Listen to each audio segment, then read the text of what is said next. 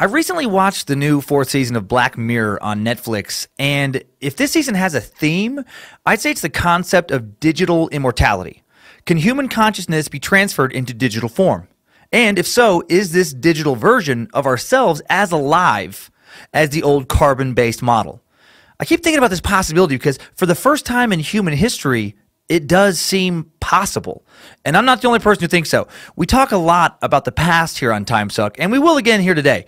But we're also going to talk about the future, a future of very exciting and mind-bending possibilities, dissected and discussed today on Timesuck. You're listening to Timesuck.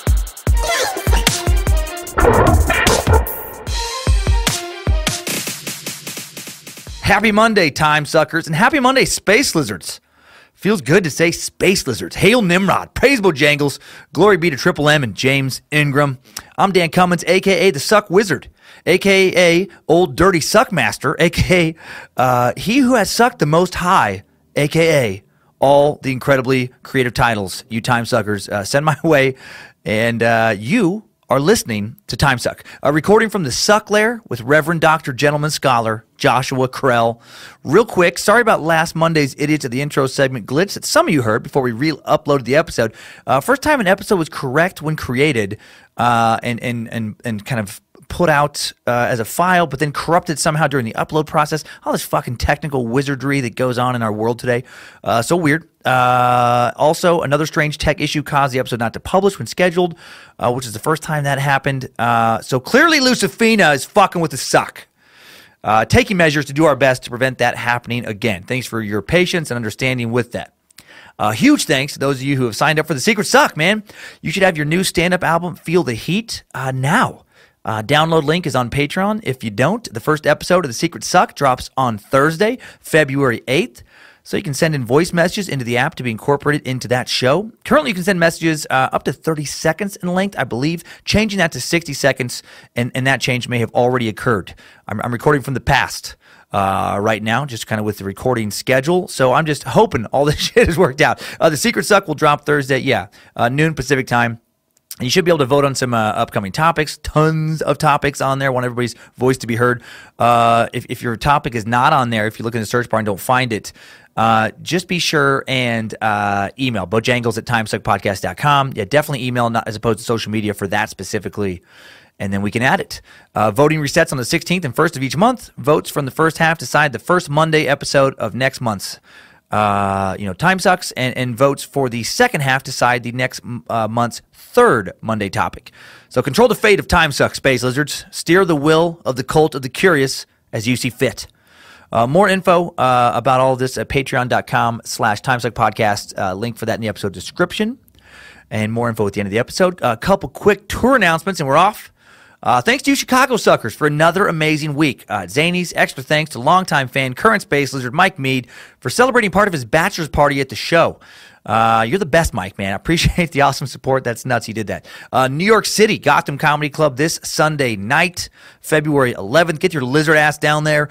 Detroit, February 16th at the Magic Bag in Ferndale. Swapcast with the boys James and Jimmy from Small Town Murder and Crime and Sports. Minneapolis, March 2nd and 3rd at Sisyphus Brewing. More tour dates at www.dancummins.tv. More announcements at the end of the show. Time now for sucking some digital immortality. We take a look at the future today. Is it really possible to transfer our brains into some kind of hard drive? Or is that just the musings of delusional scientists and science fiction authors? The awareness of our own mortality may be what separates humanity the most from the rest of the animal kingdom. Like, your dog doesn't know it's going to die. You do. And what a terrific burden that knowledge is. Some speculate that the fear of death, the not knowing what happens to us when we die, the real, us, not our ever-changing bodies, but our memories, personality, ego, soul, where does that go? That question may have kicked off numerous religions. From a non-religious point of view, it feels sometimes like it may have kicked off all religion. Where do we go? That just drives us crazy. Well, what if pretty soon we knew? And now, I know many of you will not feel like this is possible, but there are a lot of other people out there, very educated people, who do feel that not only is it possible, but that it's certain and that it's going to happen fairly soon. So let's look into what those smarty pantses have to say. Even if you don't, based on faith and stuff, believe this is even a possibility. I think just the tech out there working towards some version of this will be very interesting to you. And first, let's look into how we came to our current understanding of consciousness. Let's look back at how we came to discover, that the mind holds the keys to who we really are, and how mapping the mind holds the keys to any chance of our transferring our consciousness into digital form. So let's get a little basis for a little mind knowledge with the Timesuck timeline. Strap on those boots, soldier. We're marching down a Timesuck timeline.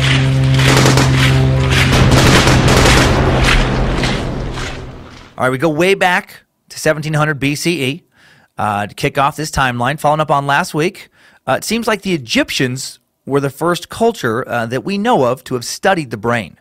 The ancient pharaohs used to have the top of men's skulls carefully cut up and removed so that the men, usually prisoners of war, who had been tightly bound to a chair, would still be very much alive. And then when the brain was exposed, Egyptian physicians would press on different areas of the brain and then just record what happened. Sometimes the test subject would cry, sometimes laugh, sometimes convulse, other times temporarily lose sight, hearing, even control their bladders and bowels.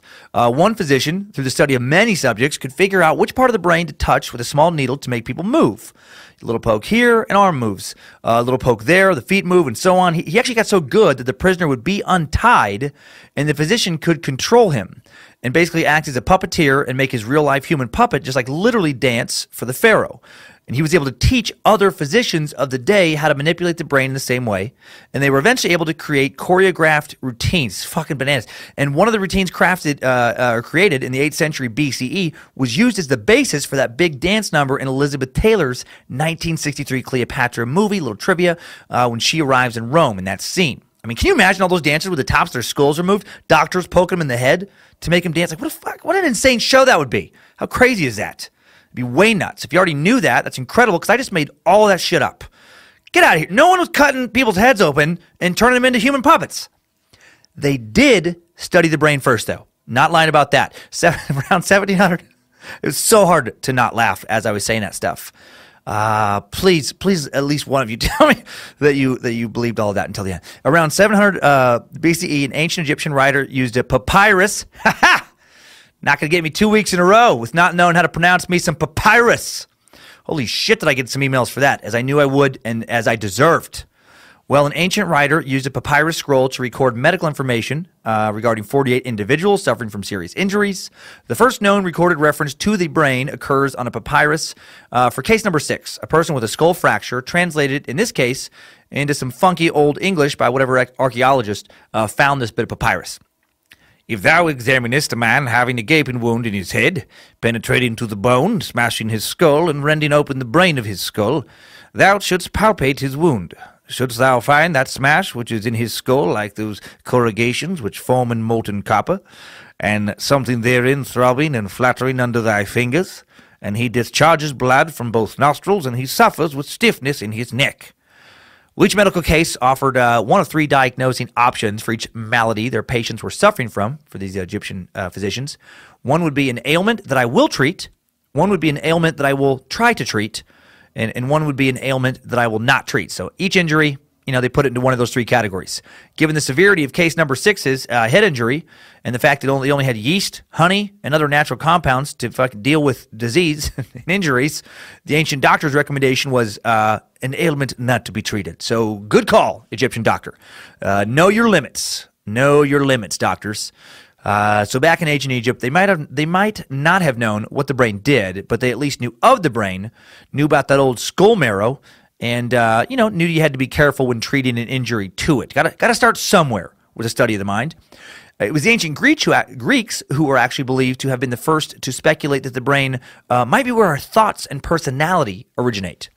The ancient Greeks studied the brain beginning in the 5th or 6th century BCE.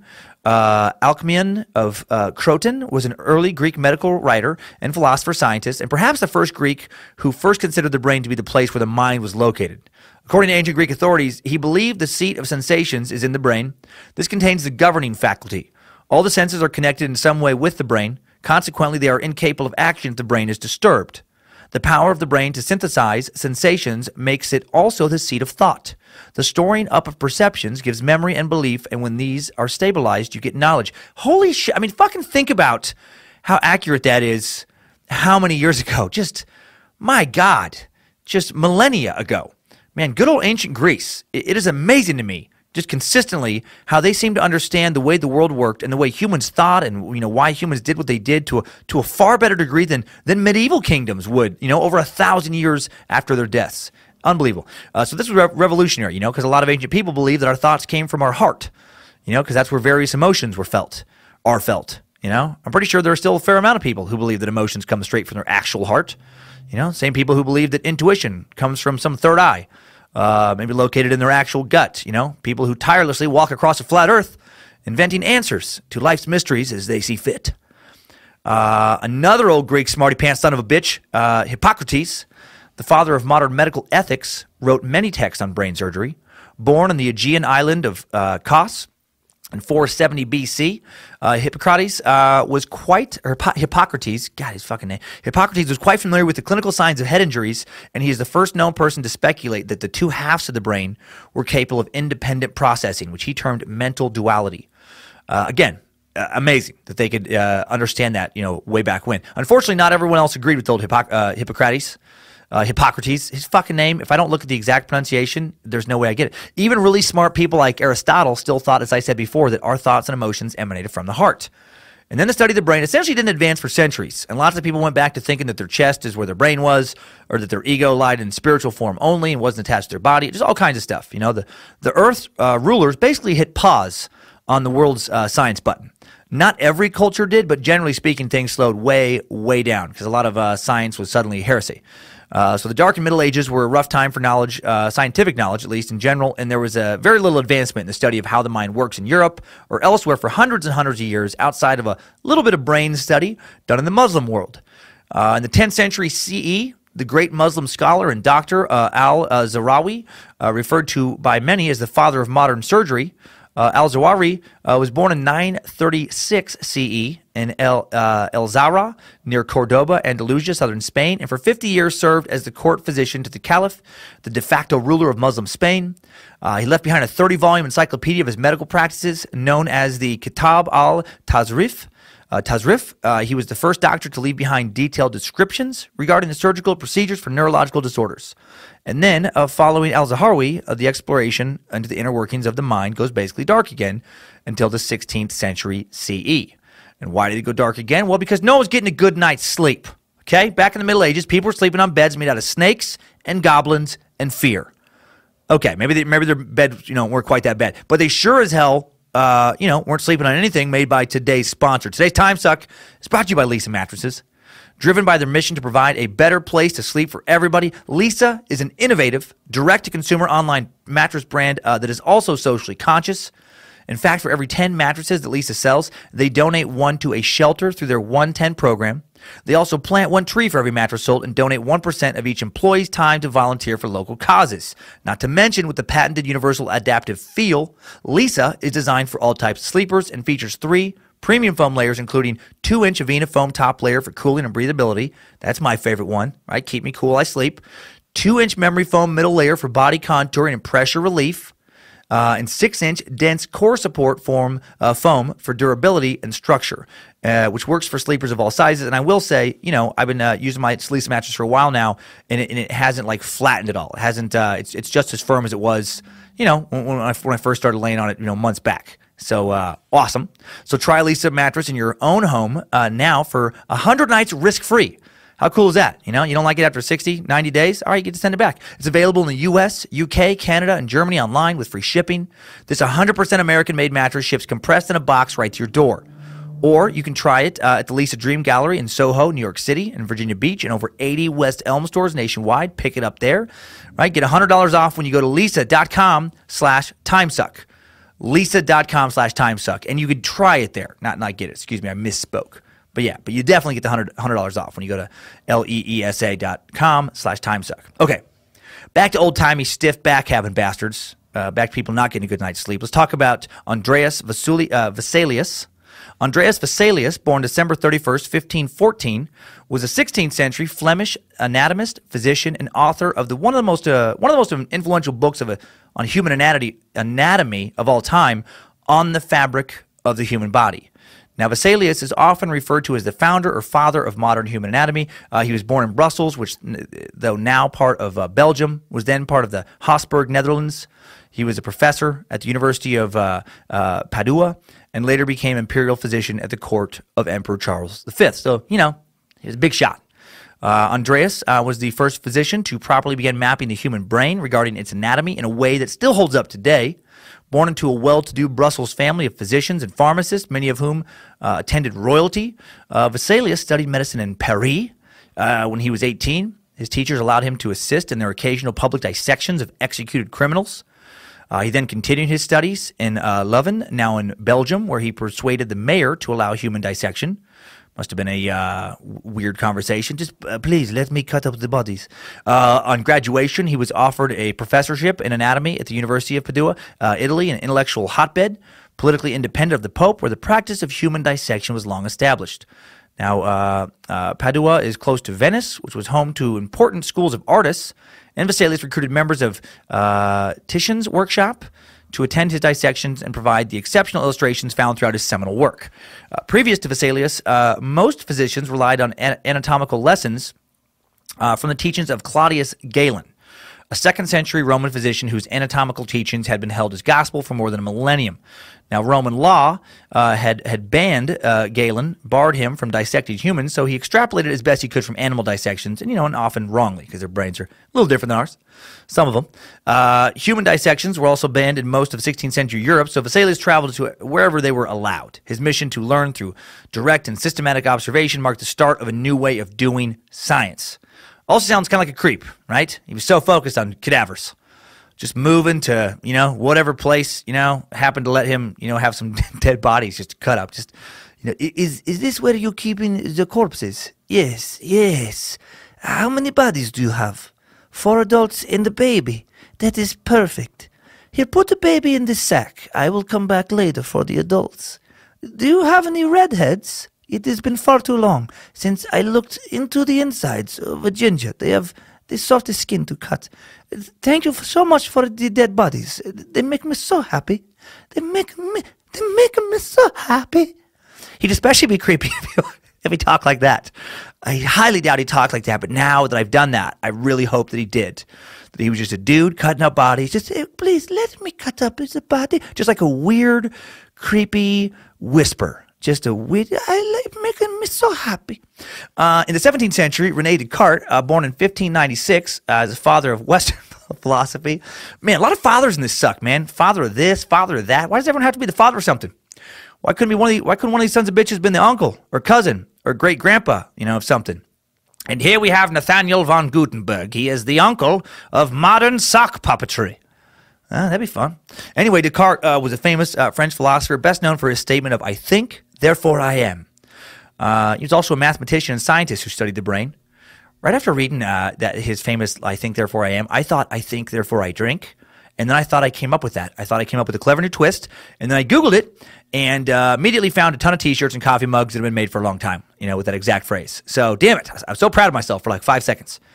Well, Descartes believed that the pineal gland was the principal seat of the soul and the place in which all of our thoughts were formed. Now, we now know, of course, that study is incorrect. According to a recent Stanford study, the soul is located in the taint, that mysterious area between the balls and the butthole, on dudes, obviously. In women, the taint is located just under the left nipple, just kind of touching, just grazing the areola, because there's barely enough room between, your vagina and butthole to fit a peanut M&M, let alone a whole soul. Sorry, was I talking a second ago? I blacked out after I said something about Descartes. I don't know where I was there. Descartes believed that thoughts originated in the pineal gland. Now, the pineal gland is a tiny organ in the center of the brain that produces melatonin, a serotonin-derived hormone which modulates sleep patterns in both circadian and seasonal cycles. The shape of the gland resembles a pine cone, hence its name. And Descartes thought it was involved in sensation, imagination, memory, causation of bodily movements. And he was wrong about a lot of what he thought about, brain function. However, he was at least trying to figure out what part of the brain did what. And he was right regarding, various thoughts emanating from some part of the brain. And then the brain, and the study of the brains, suffered a huge setback in the 17th century when René Descartes, this French philosopher we've been talking about, was forced to make a deal with the Pope in order to get the bodies he needed for dissection. Man, fucking Pope! Pope agreed on the condition, agreed to let him have bodies on the condition that Descartes would not draw any conclusions on anything to do with the soul, mind, or emotions, as those were seen as the realm of the church. So, cut up some brains if you want, but you tell anyone that the brain is where our consciousness is stored, and off to the fucking rack you go. Off to the gallows, off to the guillotine, whatever they were doing at that time. Party pooping Pope, man, shitting on the brain party. Holding up some science, damn it. We could already be robots now if it wasn't for that one Pope. I don't know about that, actually. Unfortunately, I do know that this agreement set the tone for Western science for the next 2 centuries, dividing the human experience into 2 distinct and separate spheres that could never overlap. There's the mysterious mind, soul, identity sphere, and then there's the old meat sack sphere, the old body, where the old brain happens to be stored in. And then things got real weird in the field of brain study. In 1808, Franz Joseph Gall, a German anatomist, founded the science of phrenology. Now, this holds that a person's character can be determined by reading the configurations of bumps on somebody's head. Seriously. Like bumps on the skull. I know this sounds as crazy as the taint theory I made up earlier, but this one actually happened. And as peculiar as this theory may seem, it was widely accepted at the time. That is bananas. Can you imagine hiring somebody just based on the shape of their head? Hello, shareholders. I've finally decided who to hire as head of our financial division. They'll oversee the ledgers for the entire corporation. We will surely crumble if I put the financial future of this great company into the hands of a fool. As you know, I've recently narrowed my decision to 2 finalists. I'd been considering Jonathan Weatherby III, Esquire. He has a proven understanding in both mathematics and economic theory and principles. He has 20 years' experience, bachelor's from Harvard, master's from Princeton, PhD from Oxford. However, his head is, how do I say this? It's a bit small and a little bit lumpy for my taste, and it gave me pause. So I took another look at the other leading candidate, Scoots McGee from Browns Mill, New Jersey. Scoots is a piney, whatever that means. He tried to explain it to me with some sort of jig and some sort of musical ditty. Just, looky here now, I got some puke, tastiest puke I ever did lick, out of my woman's beard. I found the song as disturbing as I did Scoots' overall resume. He's never spent a day in school, and when I asked him what 2 + 3 equals, he said orange. When I explained to him that neither a fruit nor a color is a mathematical answer, he spit on the floor and tried to fight me. He smells positively wretched, and even though he's only 21 or perhaps 40, he doesn't actually know how old he is. He's already rotted out all but 1 tooth, informing me he lives on nothing but moonshine and cotton candy, elephant ears, and other carny-type food. However, you'll be pleased to hear that he has the smoothest, most perfectly round skull I've ever laid eyes on. Not a single lump on that impeccable backwoods noggin. Uncannily symmetrical. So I've decided it's time we hand him the keys to the castle. Ladies and gentlemen, I present to you Scoots McGee, head of finance. Scoot, get Scoots in here. Put some clothes on him. Tell him we can't have our new head of finance masturbating in the lobby, for God's sake. Especially while making direct eye contact with the receptionist. But seriously, phrenology is bananas. At the height of the phrenology craze, some people suggested that politicians should be chosen based on the shape of their skulls. Yep. While others claimed to be able to detect signs of latent delinquency in children based on bumps on their heads. Just literally feel some kid's head. Just be like, oh yes, he's going to be a problem in a few years. You'll be happy to know this practice has been completely discredited, although I'm sure a few wackadoodles still believe it. All that being said, Gall was a pioneer in exploring the concept of localized brain function, which is how the brain works. And then in 1848, the study of the brain took a great leap forward with a curious case of Phineas Gage. Now, Gage, 25, was a foreman of a crew cutting railroad bed in Cavendish, Vermont. And on September 13th, 1848, as he was using a tamping iron to pack explosive powder into a hole, the powder detonated. And the tamping iron, 43 inches long, 1¼ inches in diameter, and weighing 13¼ pounds, shot skyward, penetrated Gage's left cheek, ripped into his brain, and exited through his skull, landing several dozen feet away. Now, though blinded in his left eye, he might not even have lost consciousness when this happened, and he remained savvy enough to tell a doctor that day, "Here is business enough for you." Unreal. Can you imagine having a giant metal bar shoot clear through your fucking head, and then be conscious and just talking about it a little bit later with a doctor? You not even lose consciousness? Like, I wonder if part of you would feel like you're indestructible. Some immortal just Highlander, just don't worry about my eye, doctor. I'm sure it'll grow back. I'm a new species, an immortal. Go ahead, doctor. Set me on fire. Put a sword through my chest. You cannot kill Phineas. I don't feel too good. Yeah, I have a giant hole in my head. I'm going to need all of your laudanum. All of it. Whiskey, laudanum. No salt, please. I remember watching a PBS documentary on this dude as I was a kid. Maybe it's like a Ripley's Believe It or Not episode. But I watched some kind of dramatic reenactment show about this guy when I was like 9 or 10. Oh, man, this 19th century dude just getting a piece of rebar, essentially, just fucking shot through his skull. It's unbelievable. It went clear through his head, a huge piece of metal. And then he just, he's up and around. Well, Phineas's name was etched into history by observations made by John Harlow, the doctor who treated him for a few months afterwards. Now, Gage's friends found him no longer Gage, Harlow wrote. The balance between his intellectual faculties and animal propensities seemed gone.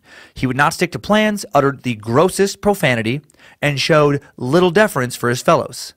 Now, the railroad construction company that employed him, which had thought him to be a model foreman before the accident, refused to take him back because of his new temperament.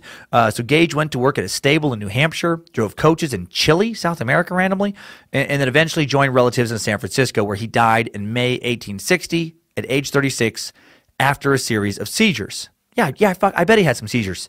Can't believe he lived for another 11 years. There's also a lot of reports around Gage that he did eventually go back to his hardworking self, after the accident, and that his personality shift was not permanent. He in time allegedly regained some of his earlier, better kind of temperamental qualities. Well, this famous case, now found in countless neuroscience textbooks, was an important milestone in the study of the brain's anatomy because it suggested that important parts of the personality reside in the frontal lobe. Now, these findings indirectly led to the development of the procedure called lobotomy, which you time-suckers are familiar with, which is based on the theory of the removal of portions of the frontal lobe, which could cure mental derangement and depression. Poor Gage, man, he paved the way for old Dr. Ice Pick McBrain Stabber. Hold still, I'm just trying to heal you. Just going to put a little ice pick in your brain. Poor dude. Can you imagine having a piece of rebar shot through your brain? I just can't. Can you imagine having anything shoot through your brain and still having enough brain left over to think about what had just happened to you? Even if it didn't damage your brain, wouldn't you just assume it did on some level? I would. Like, even if my brain was no different than it was before, I'd at the very least blame my mistakes going forward on that accident for the rest of my life. Yeah, you're right, baby. Yeah, it's terrible. I forgot your birthday. I probably would have remembered a couple years ago. I probably would have went really big and done something awesome for you. But then, in case you forgot, I had a giant piece of fucking metal shot through my head. So sorry, I forgot your birthday. Sorry, I didn't put my dirty clothes in the laundry hamper yesterday. I've been a little distracted thinking about the hole in my skull where more of my brain should be. I'd milk that for everything it's worth. In 1872, a little more advancement in the study of the mind. Charles Darwin publishes his book, The Expression of the Emotions in Man and Animals, in which he traces the origins of emotional responses and facial expressions in humans and animals, making note of striking similarities between species. Later, in another unpublished notebook, Darwin drew some wieners. He drew about 400 pictures of wieners. But we're not here to talk about that notebook. In a different unpublished notebook that's real, Darwin proposes a theory that blushing is a clear indication of consciousness. He notes that of all the animals, only humans blush, and claims this is because they're the only ones capable of self-consciously imagining what others are thinking of them because of the way our brains work. 19th century American humorist Mark Twain actually has a great line about this. He says, "Man is the only animal that blushes, or needs to." That is a beautiful pair of sentences right there, comedically. Well, while we may be the only animals that blush, I don't think we're the only animals to get embarrassed, personally. This is just conjecture on my part. But, like my dog Penny Pooperton, definitely seems to get embarrassed. In high school, I had a different dog, Lacey, a little Cocker Spaniel. I gave my dog Lacey a terrible haircut once. Tried to give her a flat top looking situation that I shouldn't have been allowed to have done. It looked ridiculous. I basically trimmed all of her hair, except for I left the hair on top of her head untrimmed, and then tried to mold that into like a square kind of looking thing, so she would look like an army drill sergeant, but in Cocker Spaniel form. And she looked so ridiculous, and she seemed humiliated. she slinked around for probably a good 2 weeks. But who knows? Maybe she wasn't actually embarrassed in the way that we think of it. Maybe I'm just projecting, my human emotions upon her. I'm not sure. In 1900, Sigmund Freud delves into the study of the mind and consciousness and publishes The Interpretation of Dreams. His central theory is that the unconscious mind drives much of human behavior, even though civilized society stresses the importance of overriding primitive impulses with morality and reason. Yet this constant tension between a person's repressed drives and his expected social actions often cause psychological distress. Freud suggested that, one of the ways this tension was resolved is through the fantasy world of dreams. And though through psychoanalysis or dream work, patients are able to uncover the unconscious wishes or motives that lie behind a particular dream and gain a greater understanding of themselves. Now, that is generally not accepted at all anymore, but it is accepted that dreams, like all thought, do originate in the mind. So again, we're just getting a little bit further as the years go on in our understanding of consciousness in the mind. In 1929, Hans Berger develops the electroencephalograph, an instrument for recording the electrical activity in the brain. Doctors now know for certain that electrical activity does exist in the mind. Commonly known as the EEG or brainwave test, Berger's invention is now routinely used as a diagnostic test in neurology, psychiatry, and brain research. 1936, Walter Freeman and James Watts performed the first lobotomy in America. The procedure involves, severing the connections between the prefrontal cortex and the rest of the brain.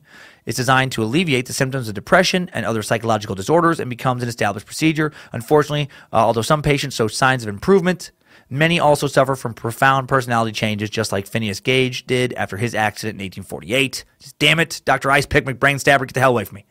1950.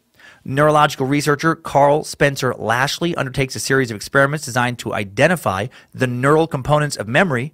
He systematically this is so horrific, but it's how I guess we learn stuff. He systematically removes different percentages, different percentages of rats' brains, and then he would test them in mazes, that they had ran many times before. And the result was a gradual but consistent decline in their ability to remember the twists and turns out of the maze. Yeah, I bet it was. I bet as they had less and less brain, that the maze got harder and harder for them to complete. I know I'm laughing, but even though it's a rat, and some people don't care about rats, it's so much out of a horror show if you really let your brain go there. Oh my God! From these findings, though, Lashley concluded that that there is no singular site for memory in the brain, but rather it's a holistic process made up of the sum of many neural connections. Man, what if we find out someday that rats are actually complex, emotional creatures, extremely aware of their environment and mortality? Think about all the shit humans have done to them. Oh, so many experiments. Hopefully that's not true. I don't think it's true. During the 1980s, a number of researchers began to associate the neurological findings of researchers with psychological models of temperament based on the work of Carl Jung. The resultant plethora of psychometric tools and models that have emerged from this research have proven that a person's neurological dominance forms the foundation of their personality.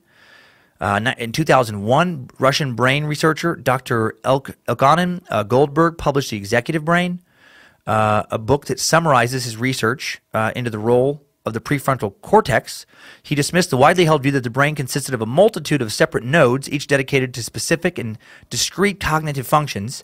Instead, he argued, that the regions of the brain work collaboratively to form a cognitive continuum with the prefrontal cortex providing the organization in much the same way as a conductor controls an orchestra.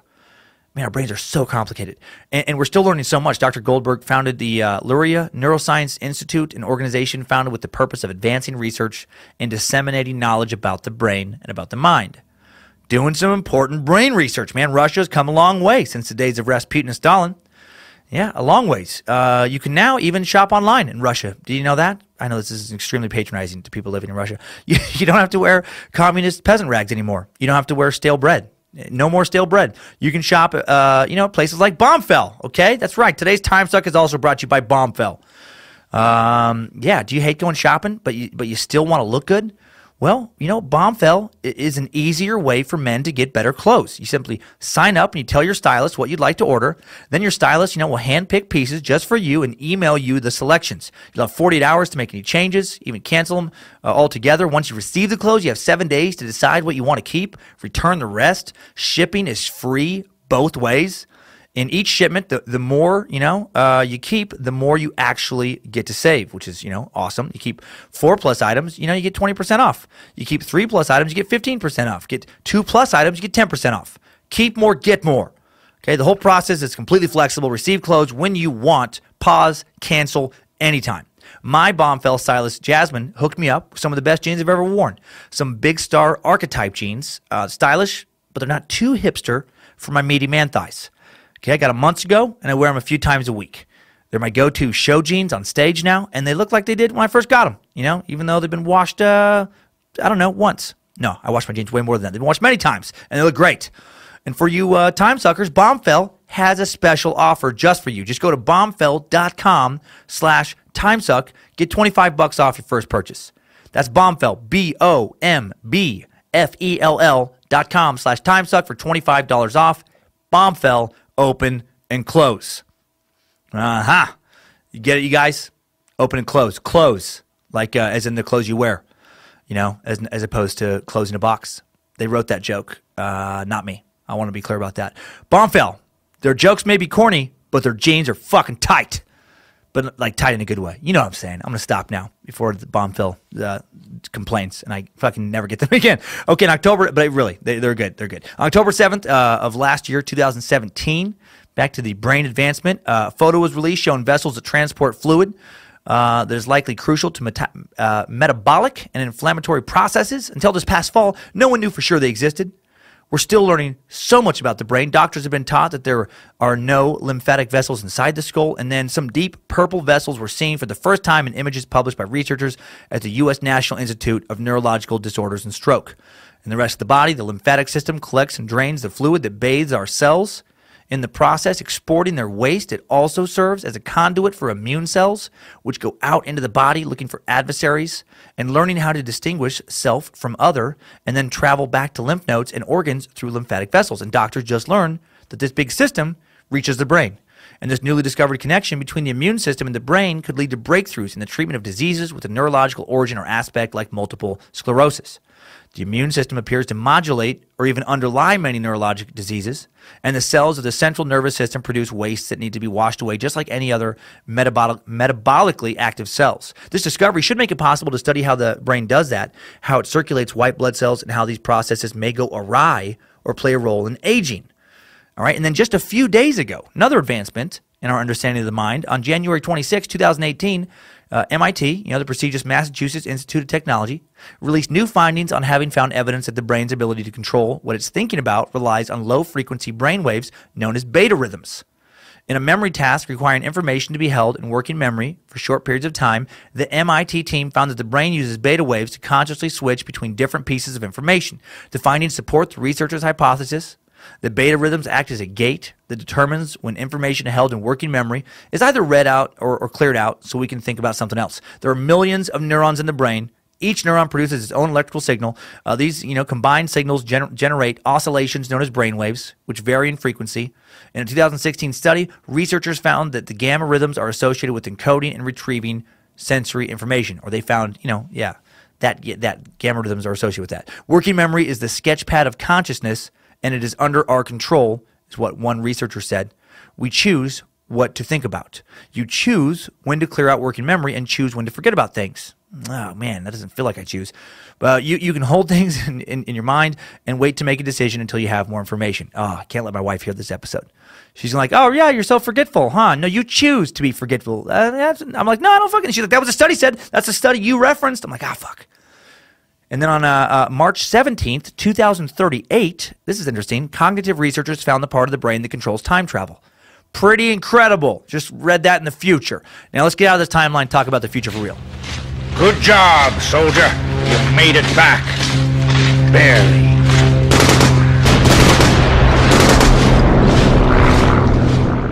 Okay, so I just wanted to show you all a little bit about the history of how we've been narrowing down consciousness. First to the brain, then on to mapping which part of the brain, do what and how the brain functions. It's all pretty new, most of the information, but clearly you can see how the research has been accelerating a lot recently, right? Like we're, way, way, way farther along. For centuries it stalled, and then even like 100 years ago, we really didn't know much at all. And now, in the last 10, 20, 30 years, it just keeps ramping up how much more we know. And really, before we do move on, like what do we actually currently know about the brain, just in general? Well, we know that the brain works like a big computer.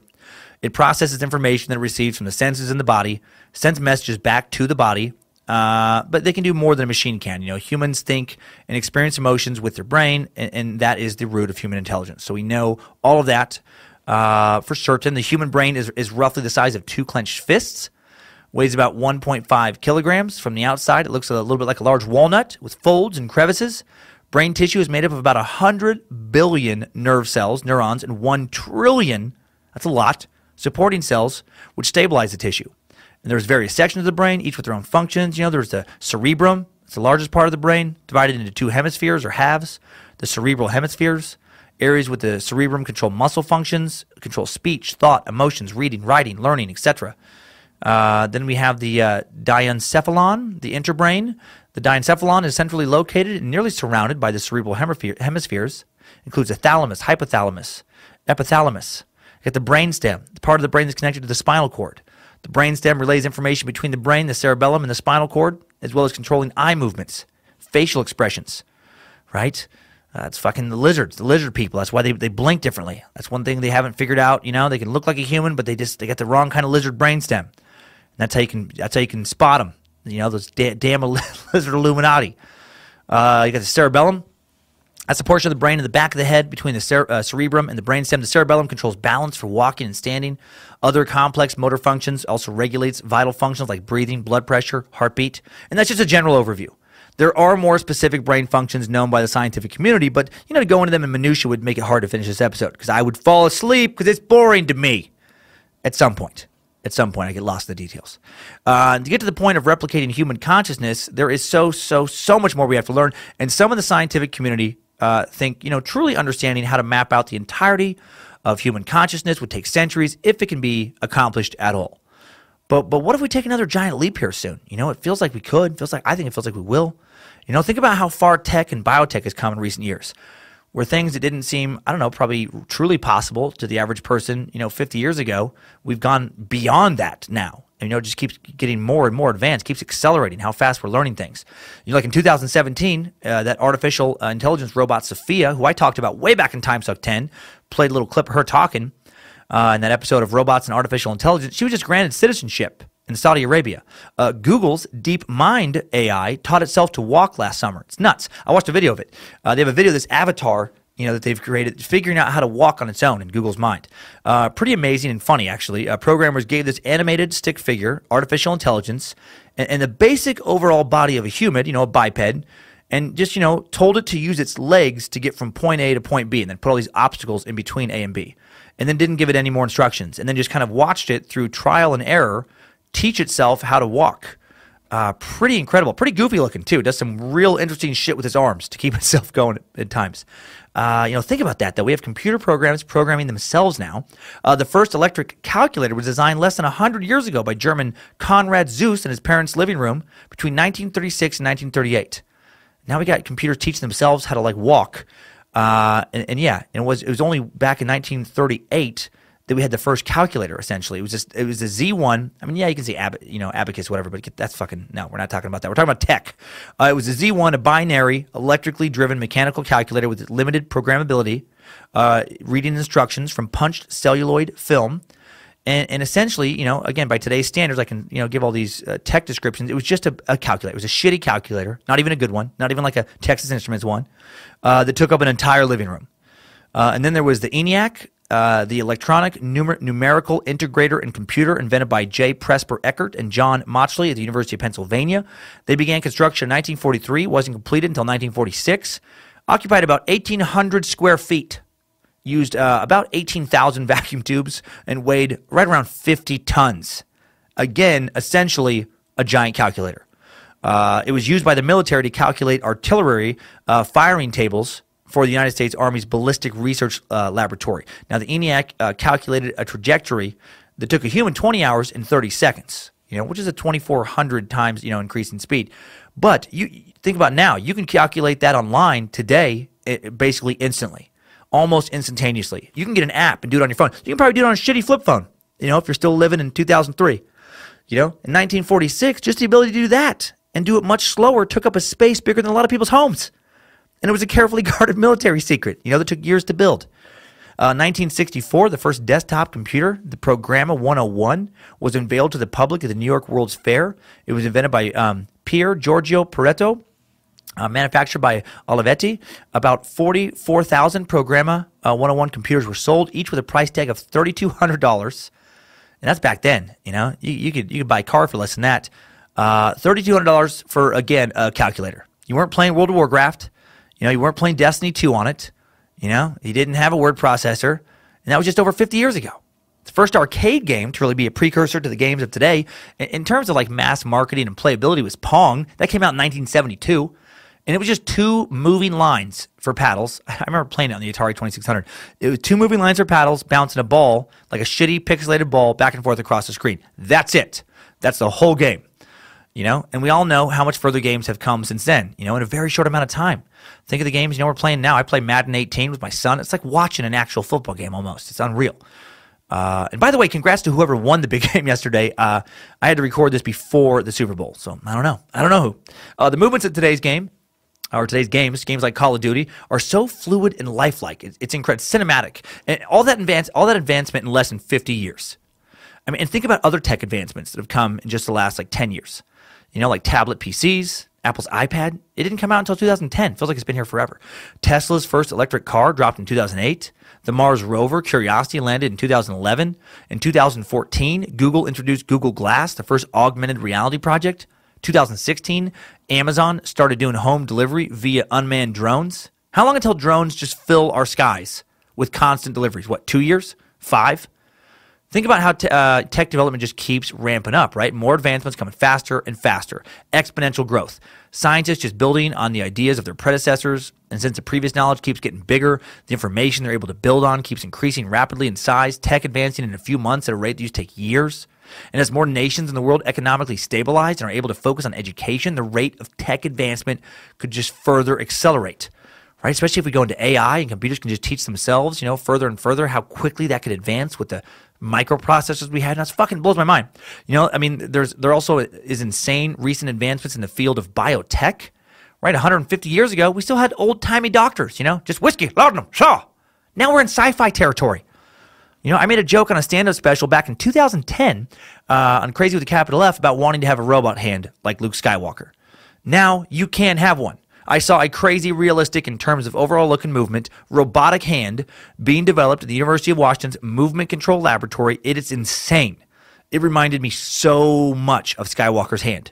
We're so close to having a synthetic hand look just pretty much exactly like a human hand.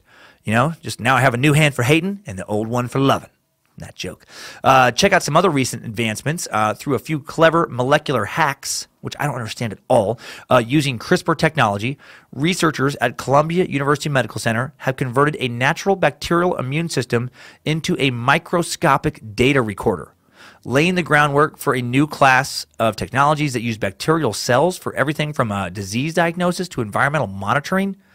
Man, this goes back to the Timesuck 33 designer babies, when I finally learned how to pronounce genome, a word I still want to say as genome, just like I want to say Prius or whatever the fuck I was saying last week. Anyway, but such bacteria swallowed by a patient might be able to record the changes they experience through the whole digestive tract, yielding an unprecedented view of previously inaccessible phenomena, says Harris Wang, assistant professor at the university, in the Department of Pathology and Cell Biology and Systems Biology at CUMC, and senior author of the new work described in an issue of Science magazine. What the fuck? Think about that. They can somehow get a little tiny microscopic bacteria to record what happens to it, and it's in your digestive tract, and then analyze those findings, report back. Can you imagine, doctor? What did the little robot say about my colon? Well, calm down. It's okay. Let's play back the voice recording that they made and hear directly from them, and then just poop manufacturing on point. Patient should eat less gravy. Remember, donuts not essential part of food pyramid. Maybe that's how they talk. You don't know. You don't know how they fucking talk. Maybe they can record things. Maybe I don't even understand what's happening. Science. Crazy shit is happening. A study whose findings were published in late 2017 showed that scientists have figured out how to turn brain cells into skin cells, saying when cells develop, they differentiate into different organs with varying functions: bone, intestine, brain, and so on. A Tel Aviv researcher named Professor Levy says, our study proves for the first time that this process is not irreversible.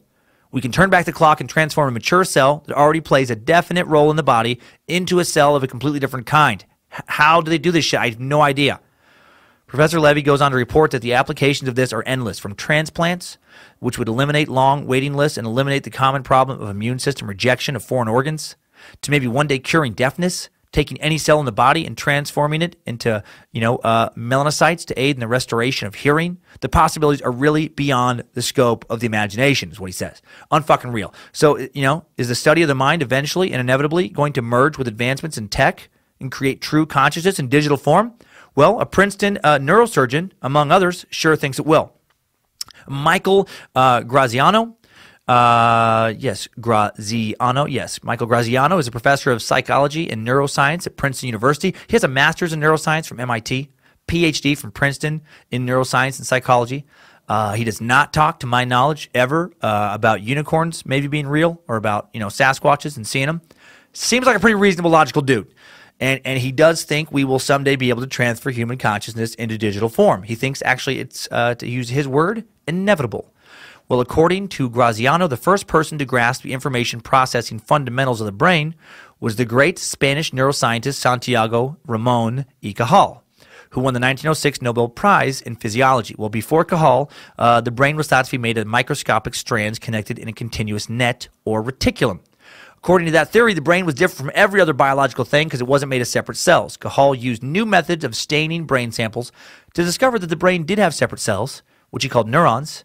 The neurons had long, thin strands mixing together like spaghetti, dendrites, and axons that presumably carried signals. But when he traced the strands carefully, he realized that one neuron did not grade into the other. Instead, neurons contact each other through microscopic gaps, through synapses. Well, Cajal guessed that the synapses must regulate the flow of signals from neuron to neuron. He developed the first vision of the brain as a device that processes information, channeling signals and transforming inputs into outputs. That realization, the so-called neuron doctrine, is the foundational insight of neuroscience. The last 100 years have been dedicated more or less to working out the implications of that doctrine. Well, again, according to Michael, it's now possible to simulate networks of neurons on a microchip, and the simulations have extraordinary computing capabilities.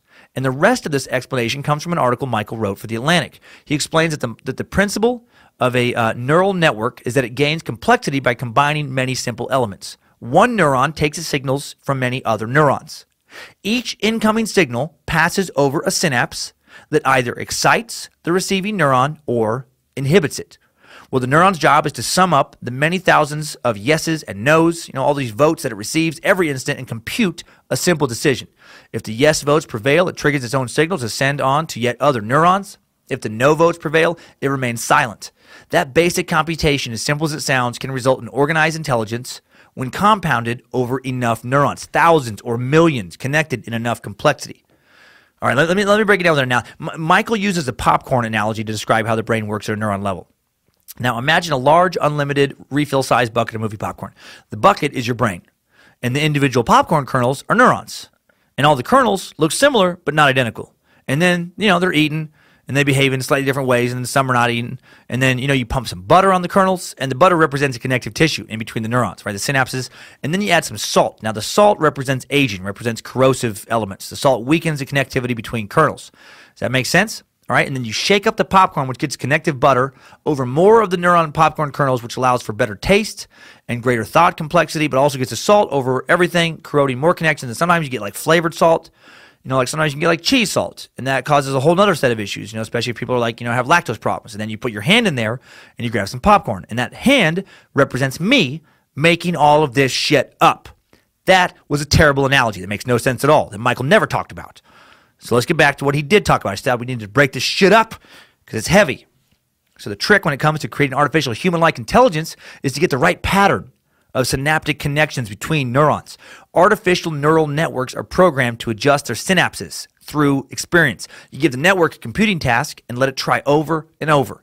Every time it gets closer to a good performance, you give it a reward signal or an error signal that updates its synapses.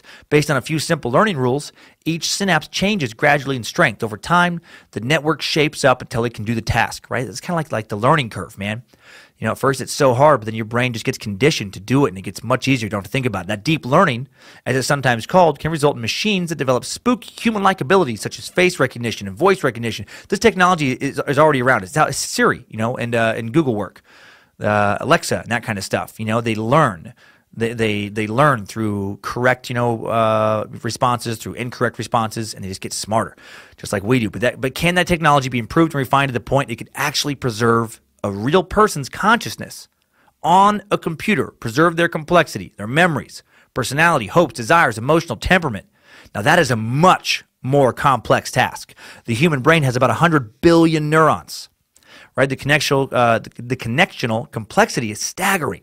By some estimates, the content and connections in one human brain is equivalent to the entirety of all the content currently on the web, right? So one human brain equivalent to so much porn. So much porn. It's only a matter of time, though, however, and not very much at that, before computer scientists can simulate 100 billion neurons. There are a variety of startups and organizations, such as the Human Brain Project in Europe, that are working right now, full-time and full tilt towards that goal. I mean, there are people, that their lives right now are dedicated to figuring this shit out. The advent of quantum computing will speed up that process considerably. But even when we reach the threshold where we're able to create a network of 100 billion artificial neurons, how do we copy your special pattern of connectivity? No existing scanner can measure the pattern of connectivity amongst your neurons, or connectome, as it's called. MRI machines, currently scan at about a millimeter resolution, whereas synapses are only a few microns across. And I guess scientists, could kill you and cut your brain up into microscopically thin sections, and then they could, try to trace a spaghetti tangle of dendrites, axons, and their synapses. But even that, kind of horrific technology is not yet scalable. It's not possible quite yet. Scientists like Sebastian Sung have plotted the connectome in a small piece of mouse brain, but we are decades away at least from technology that could capture the connectome of the human brain. Assuming that one day scientists are able to scan your brain and extract your complete, exact connectome, all of your connections, Michael believes the next hurdle is then going to be hit. In an artificial neural network, all the neurons are identical. They vary only in the strength of their synaptic interconnections. That regularity is a convenient engineering approach to building a machine.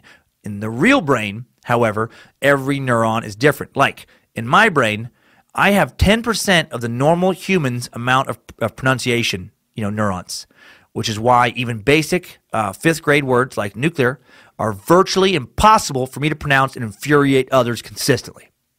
But to give a simple example, some neurons have thick insulated cables that send information at a fast rate. You find these neurons in parts of the brain where timing is critical. Other neurons sprout thinner cables and transmit signals at a slower rate. Some neurons don't even fire off signals, right? They work by some kind of subtler, sub-threshold change in electrical activity. The brain uses hundreds of different kinds of synapses. And again, it's just on and on and on. The point is, the human brain is very, very, very complex, far surpassing the complexity of any existing technology out there in the realm of artificial intelligence. And due to this level of complexity, while creating a human-like robot with advanced human-like intelligence, that could be right around the corner. Some Westworld shit could be here soon. We already have Sophia. Capturing human consciousness, specifically yours, probably not going to happen anytime soon. Michael doesn't think it's going to happen for at least 100 years. However, there is also the argument that we don't know what we don't know. Meaning someone could invent something unexpected tomorrow or in a year or 5 years that could drastically change the timeline, for better or for worse. And then once tech does make the transfer of consciousness possible, would digital you really be you? Or would your copy merely be a computer crunching number, or a computer, crunching numbers in imitation of your behavior? Just some complex binary code-based algorithm that does, what you would have done, alive. It's alive in an AI way, but not really you. For lack of a better term, it doesn't have a soul. Well, apparently a half dozen major scientific theories of consciousness have been proposed, and in all of them, if you could simulate a brain on a computer, the simulation would be as conscious as you are. Michael explains that in one theory, the integrated information theory, consciousness is a side product of information. Any computing device that has sufficient density of information, even an artificial device, is conscious. I don't know. That sounds too cold to me. It still doesn't feel like soul. Is that all we are? Some carbon-based computer with sufficient density of information? I hope not. I don't believe that to be true, but maybe that's my neurons just playing tricks on me, trying to convince me that I'm more important than I am. And then Michael brings up the point that we aren't just minds. We have bodies, obviously, and the mind-body connection is it's an important part of the human existence. So could a computer recreate a digital body to accompany our human mind? Well, the short answer to that is yes. It wouldn't be easy, but it wouldn't be as hard as recreating the mind. Basically, once we get the mind, if we could get the mind, everything else is much easier. In Michael's lab, a few years ago, he and his team simulated a human arm. They included the bone structure, all the 50 or so muscles, the slow twitch, fast twitch muscle fibers, the tendons, viscosity, the forces, inertia. They even included the touch receptors, stretch receptors, pain receptors. They had a working human arm in digital format on a computer. It took a lot of computing power, and on our tiny machines, it couldn't run in real time. But with a little more computational firepower, a lot bigger research team, he believes they could have simulated a complete human body in a realistic world. So, these are Michael's thoughts on the subject. However, in full disclosure, he is a ventriloquist. So how seriously can we take him? Not even kidding about the ventriloquist part. I just felt compelled to say this. I looked him up on YouTube where you can find some of his lectures, and he uses a puppet in many of them, which I feel like is important to note. I guess it makes, some kind of sense considering his interest in replicating consciousness and artificial intelligence. The old ventriloquist puppet, I guess, is the original replication, the original AI in a sense. Is it another person? Does it have autonomous consciousness? Is the puppet saying it on its own? Or is it a child's toy with the grown man's hand in his butthole? It's second, but anyway. There's some startup companies working on this kind of stuff right now. Some scientific puppeteer isn't the only one really obsessed with the concept of human-engineered immortality. There are actually companies working right now towards the goal, as I said earlier, towards transferring consciousness. One company, it was a startup in 2015, and it was working towards a transhumanistic temporary solution. And again, full disclosure, they went out of business, and they weren't, successful, but I feel like their vision is worth sharing. And basically they had this temporary solution to what we're talking about in today's episode.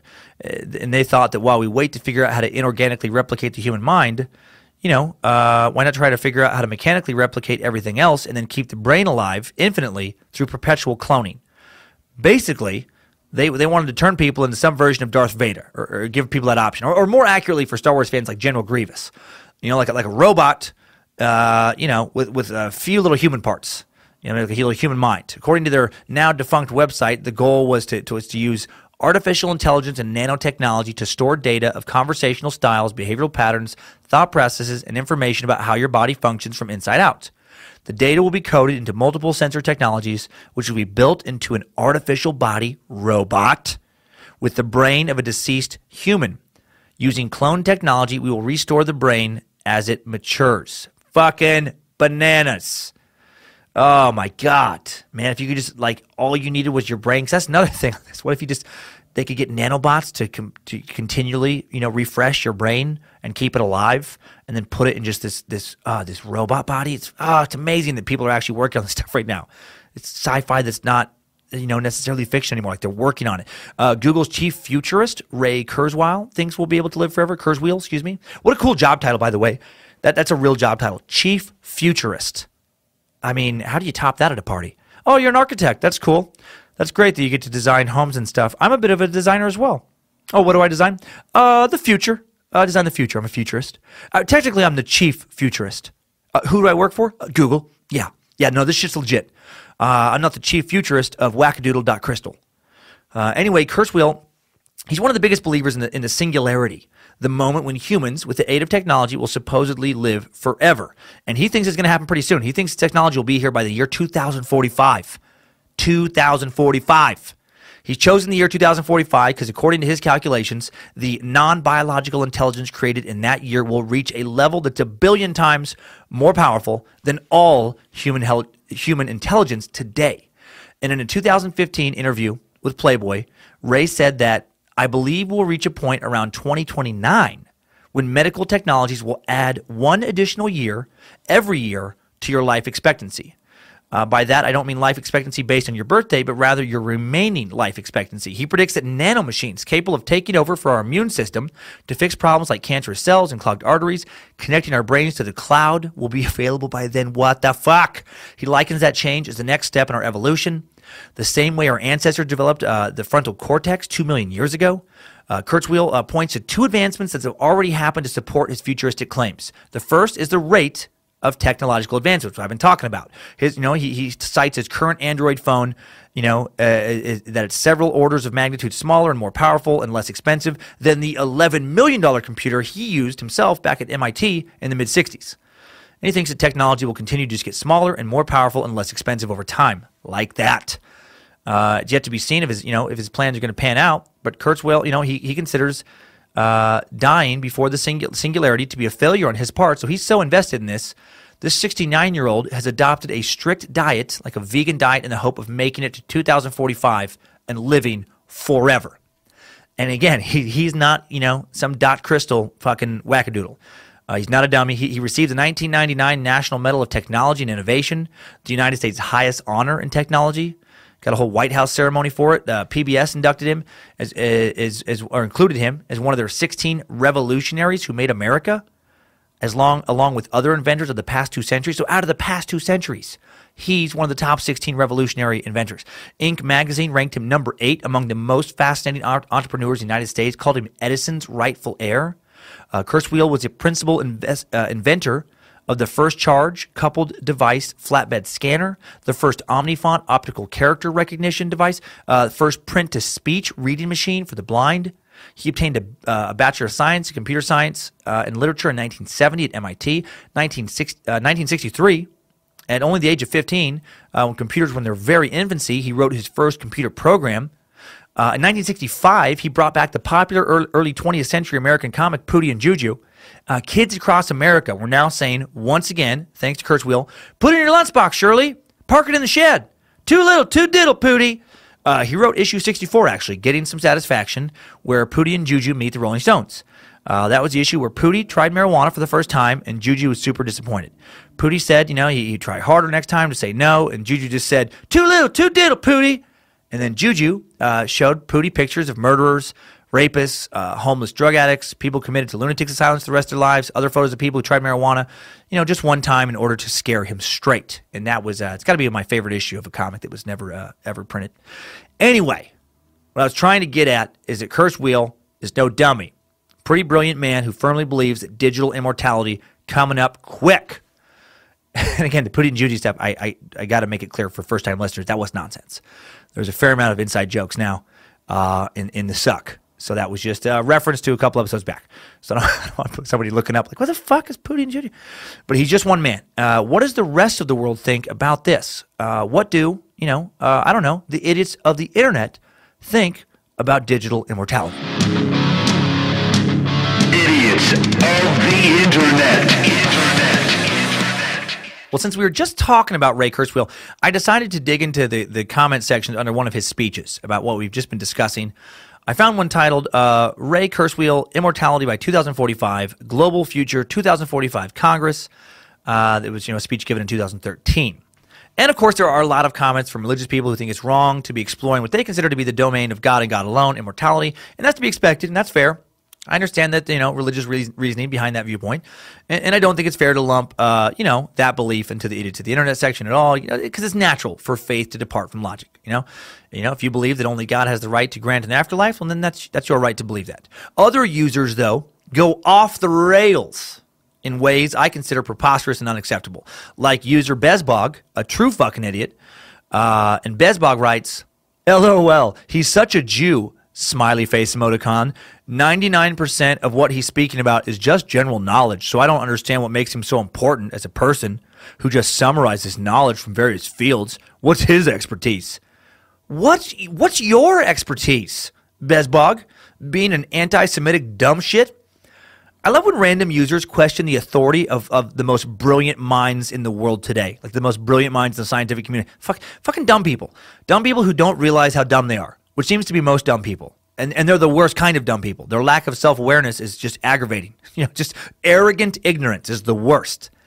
And I don't get it because I've always been painfully self-aware. Now, I've also always had above average intelligence, and I'm not being cocky. I had the test scores all throughout my schooling to support that claim. However, I'm also never the smartest person in the room, right? I recognize people who are more intelligent than myself, and there's a lot of those people out there. So many. A lot of you listeners, I definitely recognize and respect specialized knowledge as well. Like if someone has gone to school for 10 years and studied, for example, nanotechnology, and then worked in the field for another 20 years, I'm going to assume strongly that they know a shit ton more than I do about nanotechnology, and about tech in general, especially since I'm the guy who literally screams at his laptop and phone several times a week for not working right, when in fact they are working right, and I'm just not smart enough to figure that out as quickly as I want to.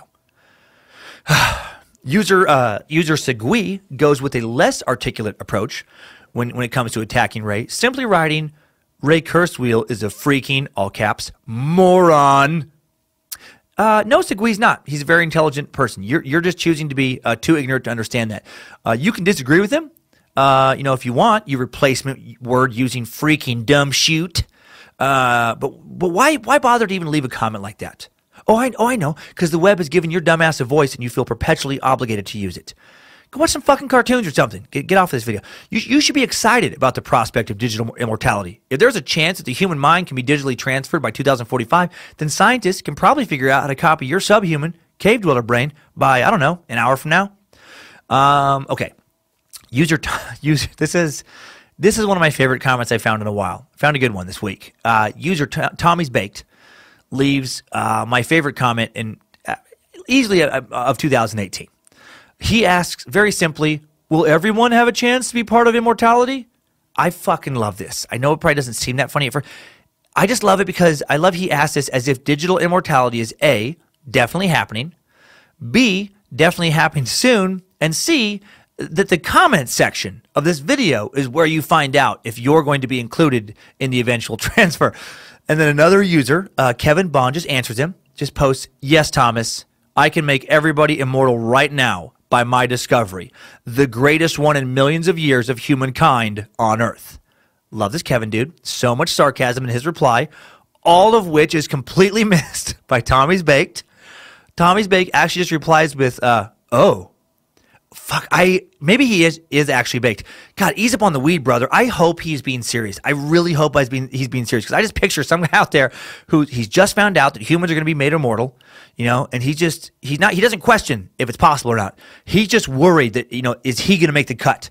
And he just, so he's asking the comment section, like he must have been on pins and needles, waiting to get an answer back from Kevin. Just, oh, God, I hope I get in. Please let me get in. I want to be immortal, please. And then he gets a YouTube notification, just pops up on his, on his computer. And he's, and he checks it. Oh, yes. Oh, thank God, man. I was nervous. Okay. Thank God we're in. Well, I don't know if he feels as good now, because I felt compelled to also reply to Tommy. I almost never reply on these the internet comments. But I was giddy reading his comment, and I wrote back, hey, Tommy, I just got back from a meeting with the Council of Immortality, and your name was brought up. Sadly, you didn't make the cut. So sorry. You don't get to be part of the scientific community's immortality program, but you can also try and just figure out how to live forever on your own. Rooting for you, smiley face. Yep, haven't heard back yet from Tommy. I'm sure the news came as quite a shock. He's probably, it's going to be a tough couple of days. And, I think he'll pull his shit back together. But right now, I'm sure he's bummed. It's like, oh, Kevin lied to me. I don't get to, I don't know, Mom. Now they had the Immortal Conference. We don't get to go.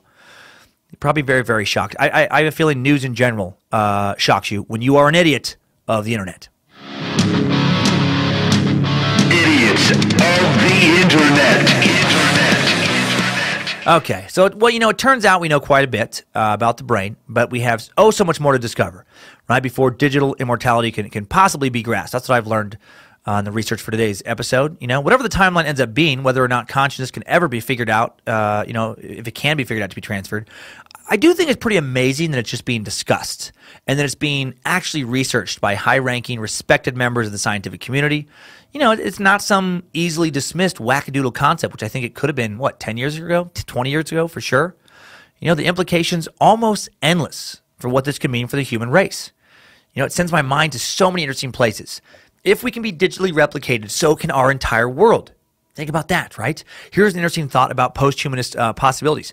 By the time the scientific community can figure out how to digitally replicate a human mind, and a human body, if it can do so, they'll definitely have already mastered replicating simpler life forms, such as like plants, the rest of the animal kingdom, the inorganic world. So, like by the time you could theoretically be digitally replicated, so could the rest of the world. Like, how fucking intense is that concept?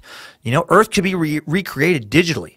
In addition to your loved ones also being replicated, you could have your pets replicated. I could bring Penny Pooperton around. She would feel as alive as I would. But here's the thought that freaks me out about it. Let's say all that can happen. Well, if you can be replicated once, couldn't you be replicated infinitely? And this comes again from me kind of watching the Black Mirror, just thinking about some of their themes, And in that case, wouldn't each version of you be equally alive, equally conscious? Couldn't a hacker just really fuck your whole world up, somewhat literally, maybe put you in a world with 1 billion clones of yourself. That's a weird thought. I have no interest in hanging out with even one more of me. The possibilities are endless that way. What if they put you in a world full of 1 billion of your enemies? Put you in a world with 1 billion Bojangles. So many one-eyed, three-legged, ass-kicking wonder dogs running around. A world clearly created by Nimrod. Finally, you could see Nimrod in his giant, chupacabra-headed Sasquatch sons, for eyes having, unicorn-riding, galaxy-sized glory. Maybe you could put it. You could be put in a world with 1 billion Michael motherfucking McDonald's. 1 billion triple M's, constantly serenading you with yacht rock majesticness. Taking it to the streets, taking it to the streets, taking it to the streets, taking it to the streets, taking it to the streets, taking it to the streets, taking it to the streets, taking it to the streets, taking it to the streets, taking it to the streets, taking it to the streets, taking it to the streets. I keep holding on. Is that what heaven is? Or is that most definitely hell? Guessing hell. You decide. And we wouldn't be limited to this world if that were to happen. We could replicate human consciousness. We could also design self-repairing machines. Think about this. Machines that could mine for metals, materials needed to rebuild themselves, machines that could perpetually repair and replace their own circuitry, power themselves with solar energy or something not even discovered yet. Couple that machine with the ability to fly, refuel itself, find and locate fuel sources, create fuel, put an immortal human inside of it to travel, and you have the potential for endless space exploration. Sounds incredible to me, but, would you want to be part of this world if it was possible? Would a world free from disease, death, and inequality be heaven? Or would it be an exercise in boredom and an inevitable hell? It feels like if that becomes a real possibility, designers need to engineer a suicide switch for all of us. But then what if someone deactivates that suicide switch? There's so many fucking things to think about. Is our existence not partially embedded in our own struggles? Do they not define us and give our life meaning? What about the soul? What would, this discovery do to religion? Personally, I feel like this concept can coexist with the existence of a higher creative power. Just because we can possibly figure out how to extend our lives, even infinitely, doesn't mean to me that God didn't give us that life initially. They also give us the intellectual ability to figure out how to cheat our earthly deaths. But what if there really truly is a soul that can be, it can't be seen and therefore can't be digitally mapped? If that's true, then this experiment, while it will eventually fail to perfectly transfer human consciousness into a digital form, won't it eventually prove the existence of a true soul? And thus some kind of higher power? How cool is that? It sounds like a win-win to me. Either we can figure it out or we realize we can't figure it out because there's things truly beyond our comprehension. All right, I could wax philosophic for days on this shit. But a little bit more. Could a digital consciousness have digital children? How crazy is that? Would they be alive as we are? Would the drive for everyone to create a digitally perfect version of themselves erase their own individuality? We just end up with part of some homogenized clone-like culture where everyone is perfectly handsome, perfectly beautiful, and the most intelligent you can possibly be, which means that no one is exceptional. How long would men's wieners be in this utopia? 6 inches? 16? 60? Would you have a tail dick if you could design it? How big would your vagina be, ladies? Would you have a tiny, teeny tiny, barely any labia to speak of a J? Or would you have a giant Venus flytrap kind of a JJ? So many important questions we could ponder, but there's no time for that right now. It's time for top 5 takeaways. Timesuck top 5 takeaways. Number 1, 2045. That's the year at least one post-humanist researcher thinks we'll be able to begin exploring digital immortality for real. For reals. That's only 27 years away. That is so very close. And he also believes that by 2029, 11 years away, transhumanist advances in bio and biotech will begin dramatically extending our current life expectancies. So my dream may come true. I may end up as a robot. I hope I get to be a cool one, like Schwarzenegger and Terminator, in that franchise, and not some shitty one like R2-D2. Number 2, Michael Graziano, another very intelligent person despite his penchant for ventriloquism, also believes the human mind can be fully mapped and replicated and broken down into binary code. Can we really be simplified to a series of ones and zeros? Aren't we so much more than that? Or do we just have brains that convince us we're more than that? So we work harder to breed and protect our young? Or are we just another animal, just one that is painfully aware of its own mortality and invents both religion and science to feel like there's a chance we won't die after all? Number 3, scientists have already figured out how to turn one human cell, such as a brain cell, into an entirely different type of cell, such as a skin cell. Are we really close right now to becoming cyborgs? Not immortal, but a huge step in that direction. Number 4, 100 years ago, the thought of a robotic hand was almost inconceivable. It was laughable. Now, reality. Think about what could be possible 100 years from now. Number 5, new info. When I think of the future merging of tech and the natural world, I think of cyborgs. But there's another genre of human-tech hybrid, the inverse of that, currently being developed. Biohybrids, robots enhanced with living tissue. Is what? Yeah, a group led by Barry Trimmer of Tufts University, a co-author of the Science Robotics paper, has developed worm-like biohybrid robots that move via the contraction of insect muscle cells. Do you fucking hear what I'm saying? He has little worm robots that they've enhanced with insect muscle cells to improve their movement. They put muscle cells on robot. Now, there are limits to what these biohybrid robots can achieve, though, because, living cells need to be nourished, which means that for now, these robots, tend to be short-lived because they can't eat. They're the tissue.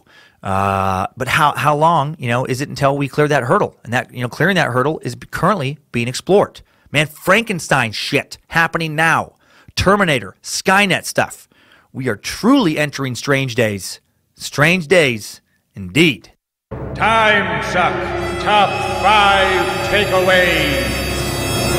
Digital immortality has been sucked. Look forward to updates on this one for sure, man. Wow. Houston, Dallas, Brea, Cleveland, Charlotte, Atlanta, Huntsville. I'm pretty sure Birmingham, if my memory serves correct. Many more dates up at dancummins.tv. Spokane, got a live Timesuck coming up.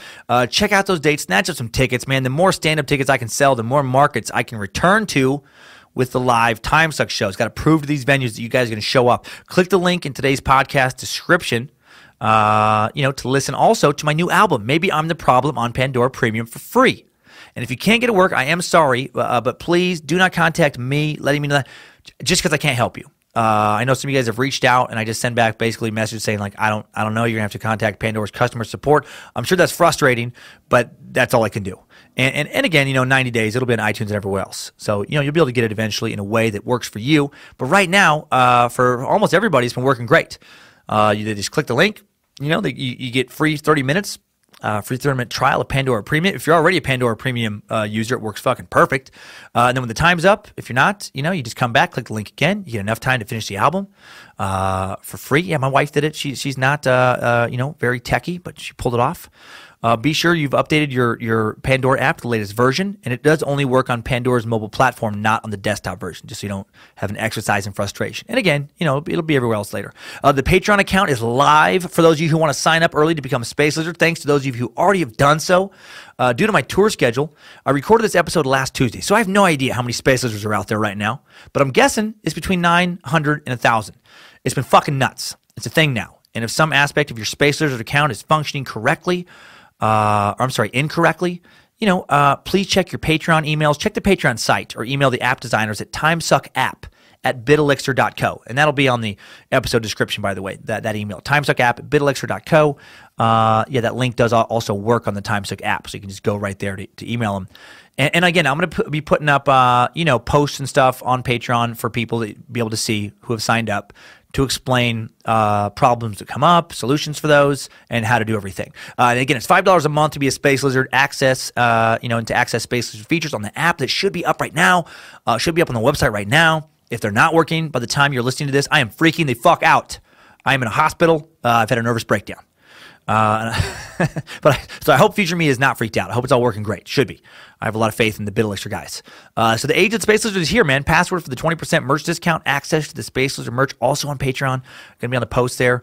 If you haven't, check your emails. And again, that link to all of that to the patreon.com/Timesuck podcast. It's on the episode description. It's a link to your world, the exclusive world of being a Space Lizard.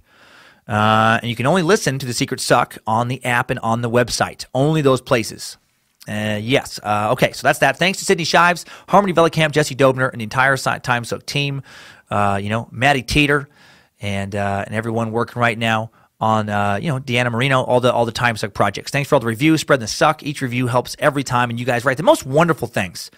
I pissed a few people off here and there. I got called a communist and socialist on it was the most ridiculous iTunes reviews. 1 star for I'm a socialist, I'm a communist, I'm a puppet of the left, which I love. I love when people call me like part of the Hollywood elite. Like I literally have no famous Hollywood friends. Like none. Like literally none. Not any.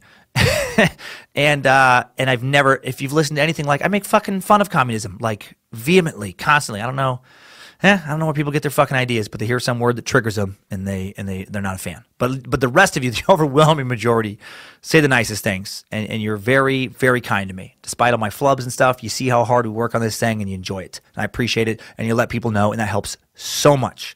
So from the bottom of my heart, thank you. Next week on Timesuck, I promise we'll have a serial killer soon. But for next week, Ireland, the IRA, right? The Irish Republican Army. I've been fascinating with them since I was a teen, man. Once in my early 20s, I saw an Irish man get tossed out of a pub in England, in London, and he was screaming, IRA, motherfucker, boom, boom. Guessing the boom, boom referenced IRA bombs that have gone off historically in England. So is the IRA like a legit revolutionary group trying to free its Northern Ireland from British rule, have the entire island of Ireland, all be Irish rule? Or is it a terrorist group, a political group, both, all three? Do they sell arms to California biker gangs like they did on Sons of Anarchy? Or is that just some silly Hollywood bullshit? Are they still alive today? You don't hear about much of them lately, not over here in the States. Is there still a lot going on? In 1979, the IRA assassinated Queen Elizabeth II's uncle, Lord Mountbatten, and 3 others by blowing up his boat. They've done a lot of other terroristic type activities. But again, some people would be very insulted to hear them referred to as terrorists and say they're just freedom fighters. So what the fuck are they? What have they done? Why have they done it? We're going to the Irish Isle next Monday on Timesuck, and I couldn't be more ready. And now it's time for some Timesucker updates. Updates? Get your Timesucker updates. First, an update on last week's African episode. It comes in from Cody Petkus. Greetings, Suckmaster. In the recent episode on Africa, you talked about how the Egyptian pyramids were built by slaves. This is actually a myth, mostly perpetuated by Hollywood and misinterpretations in the Bible. The general consensus of Egyptologists is actually that they were built by a blue-collar workforce where they lived difficult lives of hard labor and they were not slaves. Thanks, and hail Nimrod, your loyal suck servant, Cody. P.S. Here are some links to credible sources on the subject. Thank you, Cody. Hail Nimrod indeed. Yes, got a few updates on this one. Cody's links are included in the episode PDF in the app, by the way, if you want to check them out. And according to the links from National Geographic, Harvard, and U.S. News that Cody sent, yes, it was a blue-collar workforce that built the pyramids. I guess that's what I get for assuming. I so strongly assume that slaves did build the pyramids, I didn't properly fact-check it. However, I also include a link to another article that says, wait a minute, basically, are we sure, right, that they were blue-collar workers, all of them? Are we sure it wasn't a mix of blue-collar, skilled designers, and some form of slave? Now remember, an indentured servant is still a slave. They have to work. They can't say no. Also, many pyramids were built over many, many years, so is there also a possibility that slaves may have helped on some and not other pyramids? Regardless of what you find, at the very least, I fucked up by not bringing up the legitimate modern research pointing that at least some of the pyramids do appear by, the Egyptologists of the day to not have been built by slaves. And so for that, again, I apologize. Second update comes in from Guy Green. It's regarding a previous Flat Earth update about a man named Mike Hughes, 61-year-old former limo driver, homemade rocket builder, and utter maniac. Now, here's what Guy writes. Suckmaster, hear this. As promised, I'm updating you on a Flat Earth Madman Mike, or Flat Earther Madman Mike. Today, his RV launch platform was gone from the spot it had occupied in the parking lot of Roy's Cafe in Amboy since his last aborted launch attempt and move and dropping and breaking out of his rocket. It's now back together and freshly repainted, and he's planning to launch this coming Saturday. I forgot to ask what time, though. While the man himself told me I couldn't hang out, this is awesome. The guy has actually talked to this guy. This is fucking great.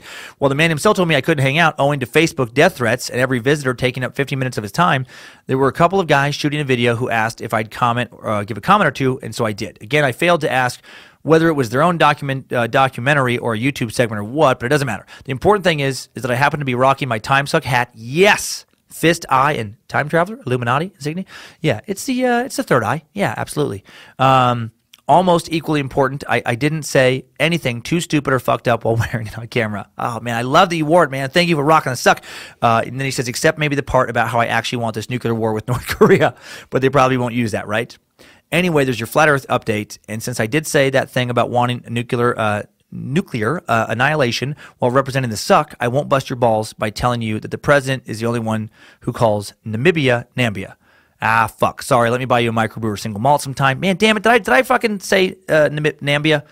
instead of Namibia. Namibia. Probably did. My fucking mush mouth. Damn it. Well, I found a Washington Post article. Thank you, Guy, for all that about this flight, and added the link to this episode's PDF as well. And by the way, a lot of grammatical errors in the PDF. Again, it's just notes. I just do want to say that. Mike reports that, and misspellings and stuff that I don't correct just because I'm just using it to convey information. And Mike reports that if he does see a curve, on the Earth after his rocket launch, he'll accept that the Earth is round. It sounds like he'll then focus on mole people or some weird shit, some people living underground, because he doesn't believe that scientists know anything about what's under the Earth's surface.